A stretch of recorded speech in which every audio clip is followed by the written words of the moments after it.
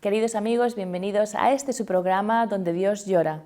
Quiero abrazar al Ecuador entero, desde las cimas de Chimborazo hasta el Pacífico, desde la selva amazónica hasta las Islas Galápago.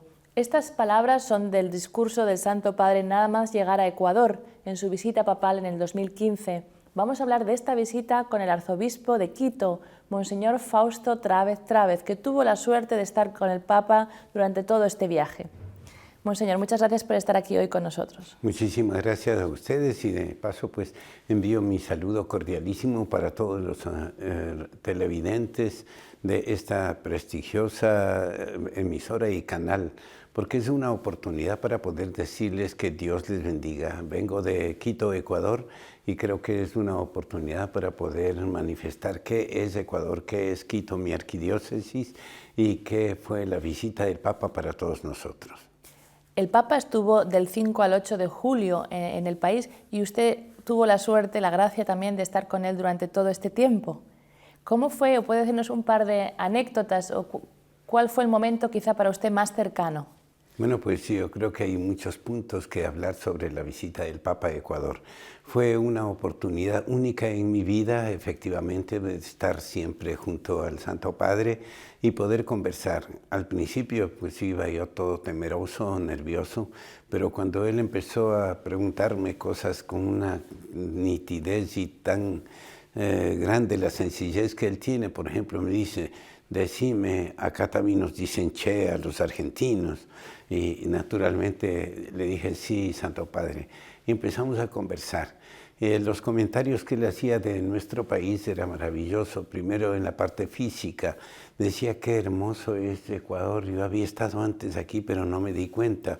Mira que no hay como caminar 5 minutos sin cambiar de paisaje, porque en Quito pues es muy cambiante, es altura, bajada, valle, y las calles nuevas y la gente. Lo que más le llamó la atención es la cantidad de gente que había en las calles, y todos le ponían las manos y le gritaban: bendición, bendición. Y él decía: oye, aquí todos piden la bendición, en otras partes solo saludan. Y yo le decía: sí, recuerde que es el primer país consagrado al Sagrado Corazón de Jesús. Y efectivamente, pues él iba dando la bendición con la mano derecha, y después hacía así, decía: me estoy cansando, y continuaba dando la bendición, ¿no? Y tenía una facilidad tan hermosa de poder dar la bendición y hacerme preguntas, de manera que yo tenía que contestarle, y ya cuando estaba, me hacía otra pregunta, pero totalmente distinta, no es que seguíamos la conversación. El Santo Padre tenía una facilidad única para ir percatándose de qué pasaba en la política, qué pasaba en la iglesia, qué pasaba con los pobres, qué pasaba con las empresas, la cantidad de dinero que iba a Ecuador y que salía de Ecuador, las divisas y todo, pues como Ecuador es un país que tiene recursos, tiene muchas cosas positivas, y sobre todo en la parte turística, pero a la vez también hay mucha desigualdad. Claro, muy interesado siempre por saber más por los países donde está, de los que él se siente tan cercano. Yo también pensaba, usted es franciscano. Sí. El Papa Francisco también no pone el nombre por ponerlo, tiene un mensaje también muy franciscano. Me imagino que eso también para usted fue muy cercano también en su mensaje franciscano. Sí, tuvimos oportunidad de conversar de esto también, de cómo vive la espiritualidad, de cómo nos forman los franciscanos en la oración y devoción que dice San Francisco, y de cuántos franciscanos están trabajando en el Ecuador. Yo le comentaba que yo entré a la orden franciscana de niño, acababa de la escuela primaria, y que yo entré con una sola motivación: ser misionero, pero nunca me mandaron a las misiones. Nunca, pues hasta que después a los 63 años de edad me nombran obispo y me mandan de misionero a la selva. Fue mi primer lugar de misión, el Vicariato Apostólico de Zamora, en donde estuve 5 años de misionero y fui muy contento porque, bueno, pues lo que pasaba aquí era muy travieso y molestoso desde el seminario en todas partes, y en cuanto llegué me pusieron el apodo de Tarzán, imagínense, y cuando ya me mandaron a la selva, los sacerdotes, los compañeros, me decían, Tarzán se va a la selva, de manera que me tocó ir a trabajar 5 años en donde yo pensaba que iba a quedarme para siempre, pero enseguida me cambiaron a otra diócesis. Pero volvamos a Zamora, en donde yo trabajé, sí. Pues es de las provincias más pobres que tiene el país. Es selva y no hay circulante, no hay dinero físicamente ahí. No es que simplemente pobre, porque tiene hasta minería, tiene muchos recursos, tiene frutas, tiene, bueno, pues productos de toda clase y ganado, pero sin embargo el dinero es poco. ¿Porque se va todo al exterior o porque no hay dinero? Porque no hay carreteras, no hay la facilidad. Yo decía que hay carreteras de primera, porque no hay cómo meter segunda, siempre hay que andar en primera, porque es tan malo el carretero puro bache. Digo, son carreteras de primera, porque no hay cómo meter segunda ni tercera, ahí solo en primera. De suerte que no hay cómo sacar productos. Hay un lugar que hasta el nombre es hermoso, se llama San Juan del Oro. Parece que es un lugar rico por los productos, pero hay que ir 8 horas en mula para poder llegar. No dije caballo, porque el caballo no puede llegar allá. Es mula, porque es que hay que subir y bajar y trepar y saltar, y solo puede hacer la mula. Los caballos se quedan por ahí medio camino. Entonces, es el lugar que tiene recursos, pero no tiene medios de comunicación. ¿Y ahí estuvo usted de obispo, me ha dicho? Estuve de obispo y justo San Juan del Oro, recuerdo cuando llegué yo y me dijeron, a los 30 años vuelve un obispo acá, porque no habían ido antes por la dificultad de llegar, porque había lugares en que había que bajarse de la bestia e ir caminando, porque había un camino angostito, abajo un abismo profundo y aquí una peña. Y si es que uno iba montado, pues podía ir con todo bestia al fondo. Entonces tocaba ir alando o pues arreando a la bestia y poder llegar al otro lado. Bueno, y cuando llegué allá fue algo hermoso porque me dijeron, mire, aquí ahora no tiene usted dónde dormir. Dije, bueno, vamos a construir pues. Entonces organizamos rápidamente una choza para acomodarme y después volví 2 veces más en donde ya había pues el lugar propio. Ya hicimos el esfuerzo para tener una casa para que llegue el misionero, el obispo, la misionera, lo que quiera, a ese lugar para dar, porque no había mucho habitante, pero sin embargo era un lugar que necesitaban. Esa es la realidad de la provincia y de Ecuador, que hay lugares extremadamente pobres y otros lugares medianos que están bien y otros barrios inclusive que tienen mucha comodidad y mucho dinero. Claro, esta era una de las preguntas que le quería hacer, Monseñor, cuando el Papa habla de ir a la periferia. ¿Cuáles son las periferias alejadas que hay en Ecuador? Una de estas me la está contando ya.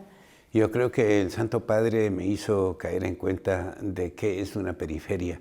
La periferia puede estar junto a uno y es el lugar en donde la gente está más abandonada, menos visitada. Y él hablaba de la cultura del descarte, por ejemplo. Puede ser que tú descartes a tu empleado, a tu empleada que está trabajando junto a ti. Eso es una periferia. Anda, visita a su familia, vele quiénes son, cómo se ayudan, etcétera, ¿no? Entonces, estos lugares, como decía Zamora, por ejemplo, y son 8 los vicariatos, no es solamente uno, ¿no? 8 vicariatos. ¿Todos en el Amazonas? Todo en la Amazonía y también una parte del oriente y otra de Galápagos. Y es en la parte costa norte, en donde también hay la de Esmeraldas, otro vicariato apostólico que está junto al Pacífico.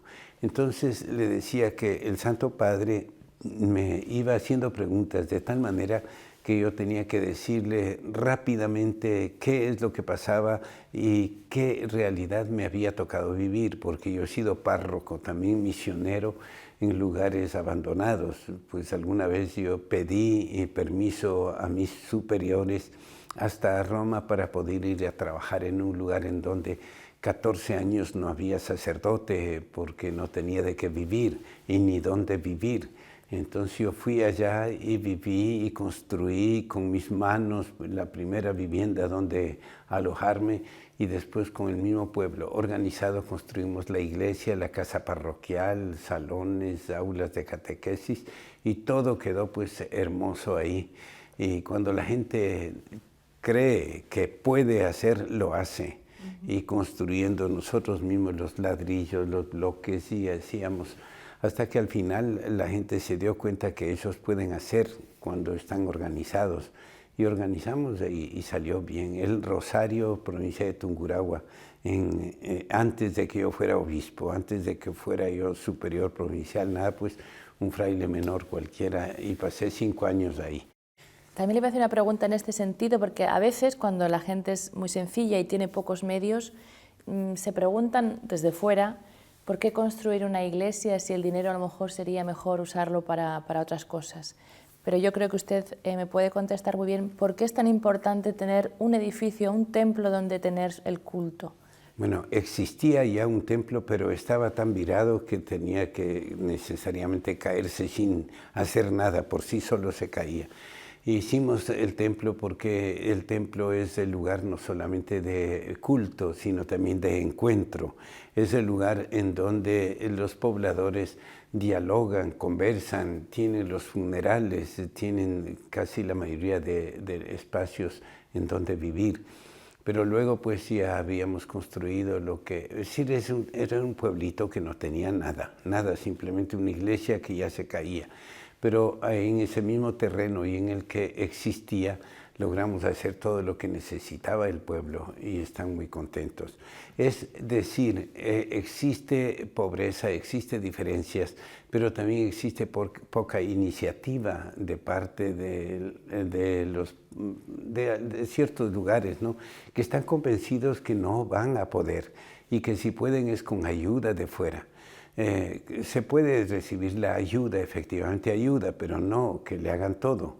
Entonces hemos organizado en muchos lugares, no solamente ahí, para hacer en Zamora estuve 5 años e hicimos 10 entre casas parroquiales, templos y aulas, 10 templos podríamos decir, y algunos con distintos aditamentos para poder atender a la gente y sus necesidades. Yo salí muy contento, estaba seguro que me iba a quedar ahí para siempre porque los obispos anteriores todos habían comenzado ahí y terminado ahí. Yo dije, aquí me voy a terminar, pero después me mandaron a Babahoyo, en donde me tuvieron 2 años y medio, nada más, 2 años, 5 meses. Y luego me pasaron a Quito, en donde estoy ya 5 años. Usted escuchó todos los mensajes del Santo Padre, de Papa Francisco, durante su viaje. ¿Hay una línea, hay algo que usted diga de todo lo que dijo, Sí, que dijo mucho, y luego vamos a hablar un poquito más en detalle? ¿Cuál quizá fue el mensaje más importante para usted? Yo creo que todos los mensajes fueron importantes. Habló a las familias, habló a los sacerdotes, habló a los religiosos, habló a los estudiantes en la universidad, habló a los pobres y a los obreros, a todos pues iba dando sus mensajes diferentes. Pero lo que, como usted, la pregunta que me hace, ¿qué es lo que más le impresionó, qué es lo que más le golpeó?, era esto de la cultura del descarte.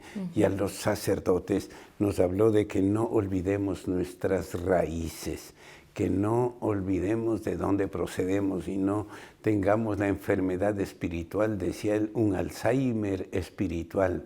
De decir, ahora ya soy sacerdote, ya soy religioso, levanto el pecho y me pongo como decir, yo no procedo de allá. Y él con sus términos argentinos decía, acordate de tu abuela y de tu madre, decía, como para decir, mira de dónde vienes, no olvides tu lengua nativa, que es el quichua, que se habla en Ecuador, y no olvides tampoco tus orígenes, no olvides a quiénes te debes y por quiénes debes trabajar. Fue fuerte porque el Santo Padre tenía un discurso escrito lo dejó a un lado y empezó a hablar espontáneamente. Y él decía eso, por ejemplo, aquí en Ecuador en vez de decir niños decimos los guaguas. Y él decía, aquí desde las viejitas hasta los guaguas piden la bendición. Y era verdad, ¿no? Porque la devoción en el pueblo ecuatoriano es fuerte. Es muy difícil quitar las devociones populares que tienen, las romerías y los viajes, que van cientos de miles de personas caminando a visitar, por ejemplo, un santuario, el santuario de la Virgen del Quincha, la Virgen del Cisne, distintos santuarios, y con tanta devoción y amor que a uno le conmueven. Escuché que el Santo Padre estaba muy impresionado de la piedad popular que veía y que también dijo que es quizá la manera de recibimiento que tuvo el pueblo de Ecuador le impresionó muchísimo. Sí. Hablemos un poquito de también su mensaje que repitió mucho durante su visita, el cuidado, como decía usted, de ese maravilloso paraíso que ha regalado Dios a Ecuador, pero él decía que hay que cuidar los recursos sociales y humanos, que si no se cuida la dignidad de la persona, también se acaba estropeando el medio ambiental que Dios nos ha dado. Me acordaba yo de toda la zona del Amazonas, de la población nativa, que muchas veces ha sido quizá también un poco discriminada o poco cuidada. ¿Cuál es el papel de la Iglesia en este ámbito?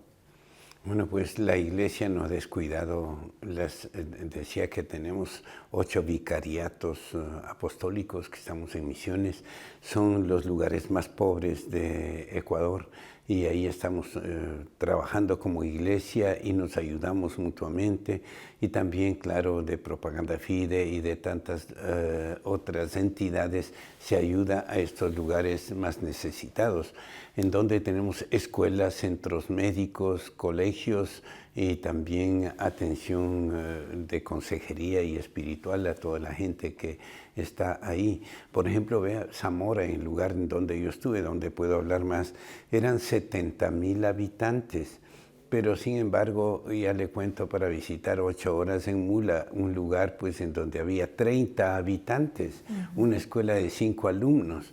Pero hay necesidad de asistir a esa gente también. No es que son pocos y por tanto no nos interesa, pues sin embargo ahí estábamos. Lo mismo es en otros sitios en donde pues hay que ir caminando porque no puede entrar ni la bestia.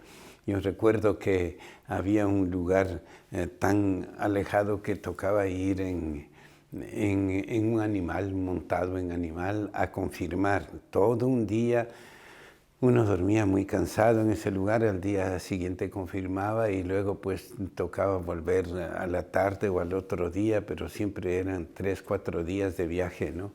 Pero, de viaje además en primera o en mula. Menos mal, cuando yo llegué ya pudimos hacer un carreterito rudimentario y se podía ir en lo que diría en pavimentado sería en 20 minutos. Podíamos ir en ese lugar en 1 hora o 2 horas. Y cuando llegamos, me acuerdo del misionero anterior que estaba, que ahora es obispo ya emérito, Monseñor Valareso, yo le contaba, digo, me fui ¿cómo es? Porvenir del Carmen, es un lugar hermosísimo. Digo, me fui y volví el mismo día. Dice, pero es bárbaro, ¿cómo lo hiciste? Digo, hay carretera, existe una carretera de primera, le decía, ¿no? Y entonces él decía, imposible, no, ahí no había cómo. Digo, sí hay cómo. Y cuando hay lugares en que uno tiene que bajar a empujar, a ayudar al chofer, porque todo eso le iba diciendo de pura tierra, ¿no? Y entonces dice, qué suerte, ir y volver el mismo día, era increíble. Entonces, ¿qué es lo que habría que pensar ahí, económicamente hablando? Primeramente, en la política, es un pueblo tan pequeño que no da votos y por lo tanto no vale la pena emplear dinero para hacer una carretera. Segundo, pues son pocos habitantes, por ahí pues habría unos 500 habitantes y era grande aparentemente ese pueblo. Y para eso mejor hacemos a otro que hay 2,000, 3,000 habitantes. Pero cuando se pone esfuerzo y hace uno con ellos y también con ayuda del Estado, entonces se puede sacar adelante esa situación. Y era hermosísimo ver cómo la gente era feliz, pero feliz realmente porque podían ir y volver el mismo día. No cualquier carro, sino que habían sus doble transmisión que podían entrar, pero eran muy contentos. Ahora ya tienen la carretera muy buena, ya pueden ir en lo que decía 20, media hora que pueden ir y volver, entonces queda mucho mejor. Entonces con esto le quiero decir que los recursos económicos no siempre están bien distribuidos. Algunos pueden creer que es equitativo, por tanto aquí hay pocos habitantes, no hacer carreteras, pero son necesarios, justamente hay pocos porque no hay carretera, haga la carretera y entonces verá que habrá más habitantes y podrán sacar todos los recursos que tienen por ahí, ganadería y en frutas, hay lugares hermosísimos pero que hacen con la fruta, se daña, se pudre, es imposible que entre pocos habitantes coman todo lo que producen, pero no pueden sacarlo porque más les cuesta la sacada que lo que cuesta la fruta fuera. Hablaba antes del cuidado espiritual de los sacerdotes, de no tener Alzheimer espiritual. Habló también mucho de la formación. Sí, efectivamente, en cuanto a la formación de los sacerdotes, nos hablaba que son los puntos claves, los tres. Es el primero, la fraternidad, porque él me dijo, el primero es en importancia la oración, pero nadie puede orar si primero no está bien con el hermano. Por tanto, pedagógicamente, primero es la fraternidad, a llevarse bien. Los sacerdotes diocesanos no son comunidad, son fraternidad. Y hablaba de qué importante es vivir en fraternidad. Nadie santifica a nadie, pero nadie se santifica solo. Entonces el Santo Padre decía, con su acento argentino, ¿no? Cuidad de que todos los sacerdotes se lleven bien. Haced, decía así, que haya más encuentros, que se reúnan, que dialoguen y encuentros espirituales para que puedan ellos ayudarse mutuamente. Porque hay del solo. Cuando cae no hay quien lo levante. Ay del solo, repetía, ¿no? Como diciendo, mira, en la formación a los jóvenes y a los sacerdotes hay que decirle que estén buscándose, encontrándose, molestándose y ayudándose mutuamente los unos a los otros. La fraternidad es importante para la vida consagrada. El segundo punto decía la oración. La oración tiene que aprender a orar. Al sacerdote diocesano no le cuidan. No hay una campana como en los conventos que toca y todos a rezar y juntos a rezar y acaba la oración y luego pues viene la meditación y se van a su desayuno todos juntos. El sacerdote no tiene horario, él hace su horario.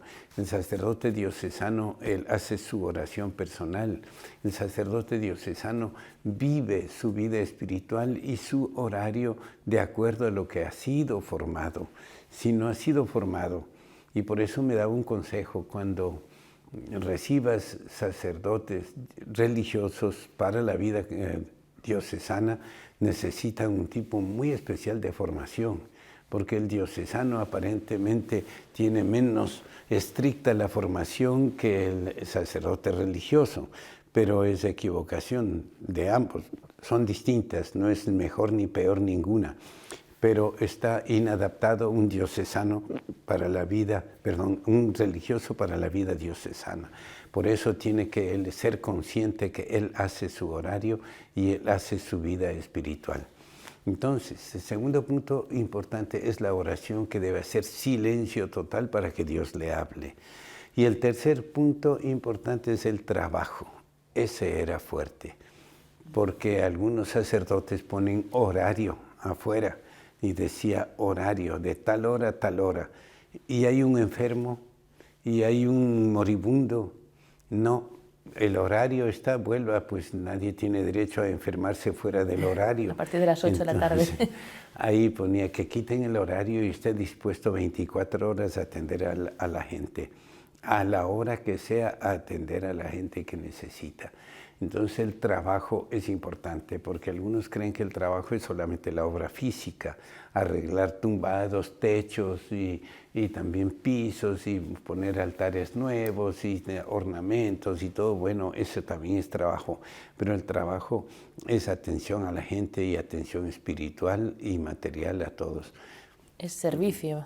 Quizá pega mucho ahora que hablemos del año de la misericordia, porque creo que muchos actos de misericordia es el sacerdote el que primero los orienta, el primero que da ejemplo, dijéramos. ¿Cuál sería para usted su mensaje para los sacerdotes, pero también para los laicos este año de la misericordia? Pues, leyendo ya el mensaje, porque de esto no hablamos con el Santo Padre, ¿no? Miserere es tener piedad, cordis es corazón en latín.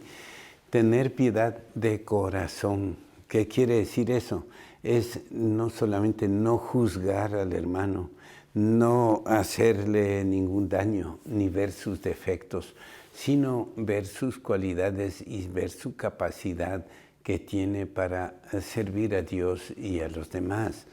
Entonces, no podemos almacenar. El corazón, usted sabe, es como un recipiente grande que podemos almacenar ira, rencor, odio, venganza, y en vez de almacenar amor, capacidad de perdón y capacidad de ayuda mutua. Entonces, eso es lo importante en esto de tener misericordia, que el Santo Padre dice, caminen en misericordia y todo termina en el confesionario, porque si no, es simplemente hacer cosas buenas y simpáticas que nos parecen hermosas, pero no pedir perdón a Dios de todo lo mal que nos hemos portado, sobre todo en esto falta de misericordia con los demás. O sea que por eso también el sacerdote va a tener que trabajar todavía más en el año de la misericordia. En este año de la misericordia en la arquidiócesis estamos trabajando fuerte. Tenemos muchos folletos que estamos distribuyendo periódicamente para que de parte de lo que se llama la Comisión de Magisterio de la Conferencia Episcopal, estamos dando un impulso muy importante para trabajar en este año de la misericordia, para que sepamos vivir misericordiosamente los unos con los otros y también para que sepamos pedir misericordia, perdón a Dios. Por parte de Dios nunca falta, Él está siempre dispuesto a perdonarnos, pero no siempre nosotros a pedirle perdón. Muchas gracias, Monseñor Fausto. Doña María, muchas gracias por esta entrevista y envío mis saludos cordiales no solo a los ecuatorianos, a todos los latinoamericanos, y no olviden que en todas partes hay la Iglesia que sufre, a la que hay que ayudarle, y los jóvenes y los ancianos y los niños que están en necesidad son muchos y cada vez más grandes las necesidades. Que Dios les bendiga a todos. Les voy a dar la bendición en el nombre del Padre y del Hijo y del Espíritu Santo. Amén. Muchas gracias, Monseñor, por haber estado aquí hoy con nosotros. Y muchas gracias también a ustedes, queridos amigos, por haber seguido su programa Donde Dios Llora. Si desean hacer cualquier pregunta o contactar con nosotros, no duden en escribir a la dirección que van a ver ahora al final en su pantalla. Muchas gracias, que Dios les bendiga y hasta la próxima semana.